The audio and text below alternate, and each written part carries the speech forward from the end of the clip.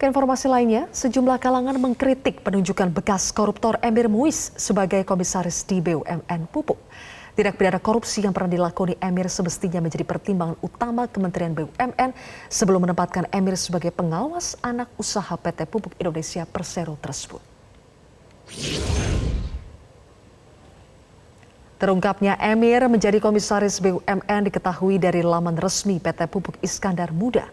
Dalam laman ini pihak perusahaan menyatakan pria bernama lengkap Izedrik Emir Muiz itu diangkat sebagai komisaris per Februari 2021. Penunjukan Emir pun dinilai cukup kontroversial sehingga menambah beban terhadap perusahaan.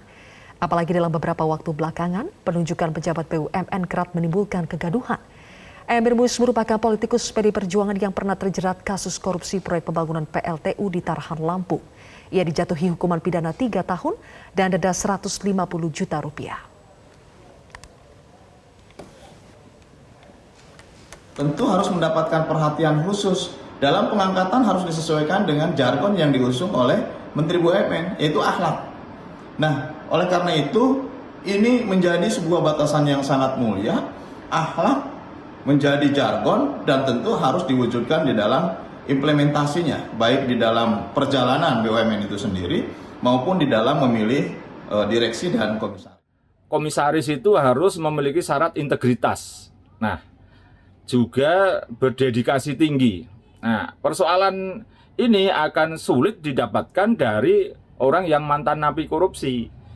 Integritas tinggi ini karena dia juga harus menjadi teladan di perusahaan tersebut. Bagaimana mungkin dia akan bisa memberikan nasihat kepada karyawan dan pegawai di BUMN tersebut kalau kemudian dia dulu adalah mantan napi korupsi.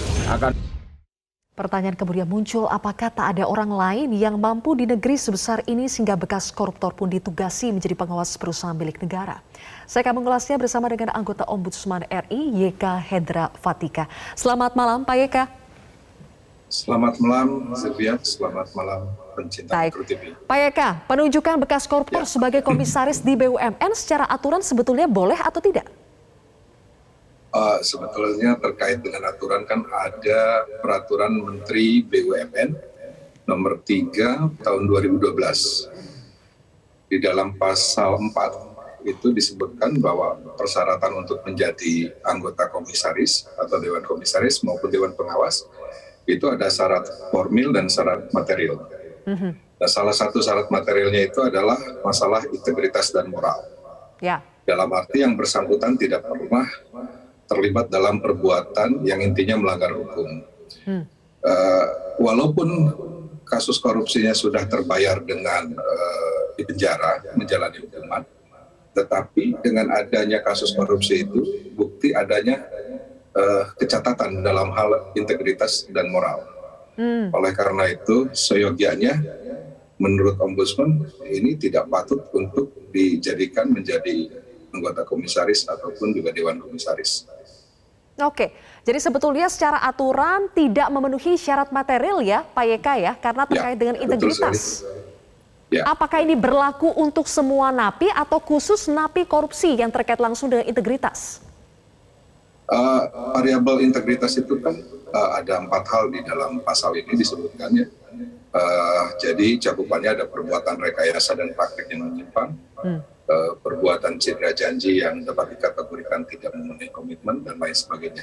Jadi integritas ini berlaku tidak hanya intinya untuk menjadi pejabat pelayan publik itu ada persyaratan integritas yang harus dipenuhi seperti ini. Oke. Kalau cacat secara syarat material, apa yang bisa dilakukan Pak YK? Apakah ini bisa dievaluasi secara aturan, bisa digugat atau bagaimana? Ya, semestinya kalau saya sih menyarankan agar Menteri BUMN membatalkan dan sekaligus membentuk tim evaluasi baru. Hal-hal seperti begini begini ya, Sylvia, ini sekarang Republik ini sedang mengalami pandemi. Ya. Jangan dibebankan masyarakat ini dengan isu-isu praktek-praktek yang seperti ini yang mencederai hati banyak masyarakat. Kita sudah lihat kasus Rektor UI yang pada akhirnya berakhir dengan pengunduran diri Rektor UI. Ya, waktu itu juga kami sudah sampaikan. Nah, sekarang juga kami berharap, Ombudsman berharap agar Menteri BUMN bisa meninjau, membatalkan, bahkan membentuk tim evaluasi baru dan memenuhi kembali kepada prosedur. Ini bukan Ombudsman tidak beropini, Ombudsman sudah jelas ada regulasi yang mengatur ini, dan sebagai pengawas pelayan publik kami harus mengembalikan kepada regulasi yang ada. Oke. Pak YK, dalam beberapa waktu terakhir penunjukan seseorang menjadi komisaris BUMN menuai kontroversi. Seperti tadi Rektor UI, kemudian sekarang ada Emir Muiz. Sebetulnya apakah kontroversi ini muncul lantaran tidak ada prosedur yang jelas, syarat yang jelas untuk menjadi seorang komisaris BUMN, sehingga perlu dilakukan evaluasi dalam proses penunjukan seseorang? Perlu adanya misalnya uji kelayakan dan kepatutan? Ya. Persyaratan sebetulnya regulasinya sudah ada dan sudah cukup lengkap. Nah, pertanyaannya berarti kalau regulasinya ada, berarti yang jadi masalah adalah bagaimana dengan tim evaluasinya ini. Nah, Ombudsman tentunya akan melihat apakah tim evaluasi ini sudah bekerja dengan baik atau tidak. Karena sebetulnya kasus-kasus seperti ini sangat jelas gitu ya. Permasalahannya di mana gitu, tidak perlu bertele-tele, tidak perlu tafsir yang canggih untuk memahami bahwa sebetulnya ada regulasi yang dilanggar. Oke. Jadi Tim yang saya melihat tim evaluasinya yang bermasalah. Baik, Pak Eka, tim evaluasinya selama ini apakah hanya berasal dari internal BUMN?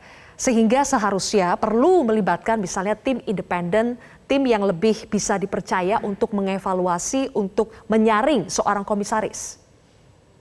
Oke, saya sebetulnya belum masuk ke area itu. Ombudsman tidak masuk ke area itu karena itu sudah area internal BUMN. Kami cuma melihat regulasi ini harus diterapkan. Ketika tim evaluasi ini memang tidak bekerja dengan secara proper, tentunya ini nanti harus didalami kembali.